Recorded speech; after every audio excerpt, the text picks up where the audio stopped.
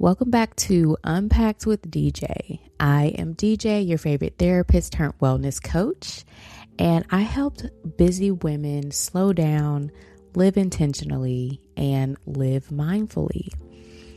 So you might notice a bit of a raspy voice that I have right now just because I am getting over the flu, and it was pretty bad.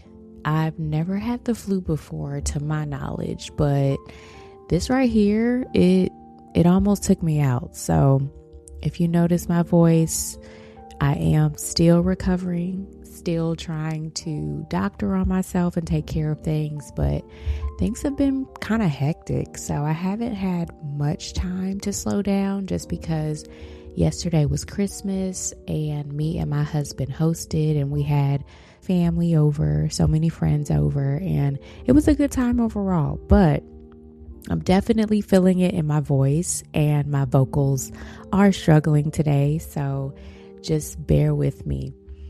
But I did want to get back to you all and talk about something that has been on my heart pretty heavily recently, and it has to do with celebrating your small wins when you're in a down season.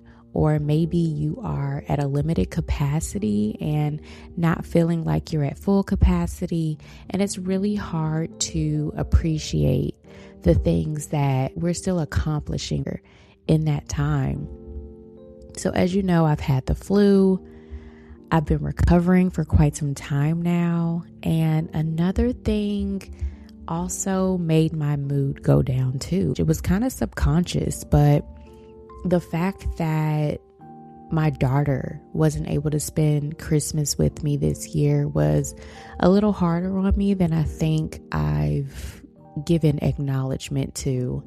And if you're new here, I do share custody with my daughter's dad. So every Christmas we alternate. So this was his year to have her for Christmas, which means that she wasn't with me. And I've just caught myself looking at baby pictures of her, or just looking at pictures as she's been growing up.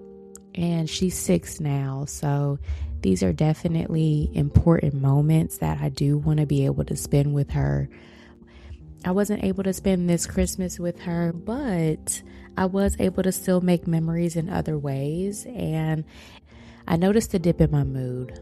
And then when that happened, I noticed that limiting beliefs and anxious thoughts, intrusive thoughts started to seep in just because I wasn't able to go to church for 2 weeks. I wasn't able to go to my workout class. I wasn't able to eat mindfully.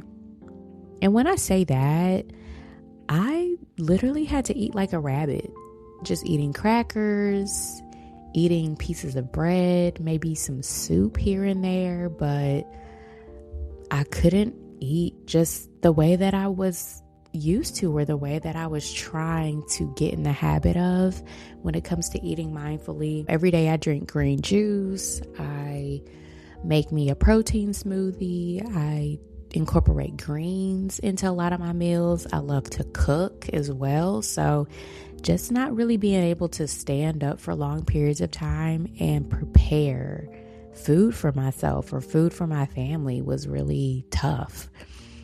Another thing too, I wasn't able to work.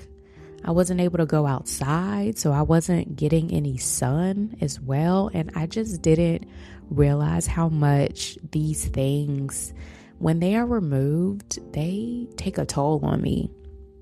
These are the things that I noticed that keep me anchored. I also wasn't able to post consistently or keep my girls out there updated with how to stay motivated or, keep the resilience going because I myself was in bed feeling down. I had to cancel a photo shoot that I had scheduled as well for my website. So these are milestones that I was very excited for, but didn't get to actually execute. So it had me down. And once again, these are the anchors that help to fuel me. It helps to keep me going, going to church, being able to work out, being able to be mindful with my eating habits and really energize myself. and nourish myself as well. And that was gone.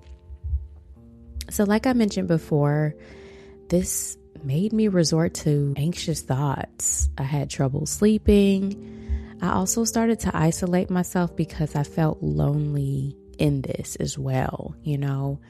I couldn't really understand what was happening or why my mood had dipped so drastically just from the simple fact of being sick. But yeah, I noticed that I started to resorting to, quick or urgent solutions to feel better, such as looking for jobs, filling out job applications just so I can give myself a quick boost that I'm in control. I need to make more money. I need to have a sustainable career. Like, this isn't sustainable. What am I doing? So just different thoughts that weren't serving me.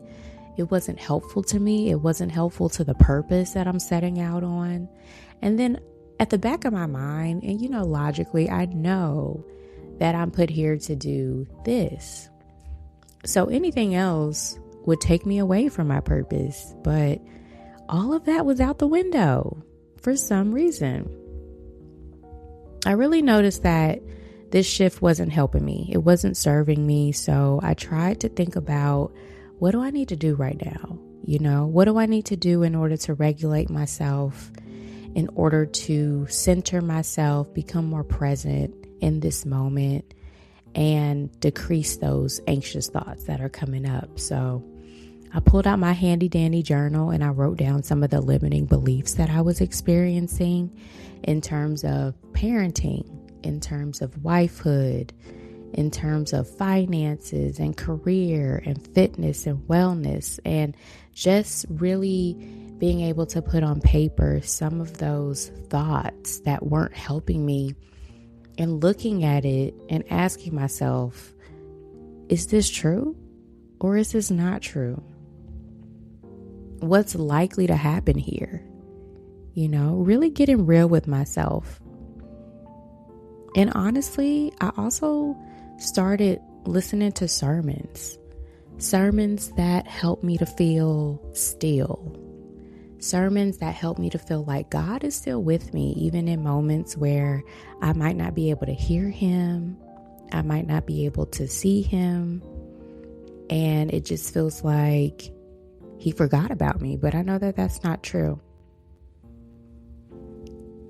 Instead of isolating myself, I also resorted to talking to my mom, talking to my best friend about some of my struggles, because I know that sometimes when we are feeling down, we're feeling low, it's natural for us to isolate ourselves. But reaching out for help and talking to the people who care about us the most can honestly ground us the most.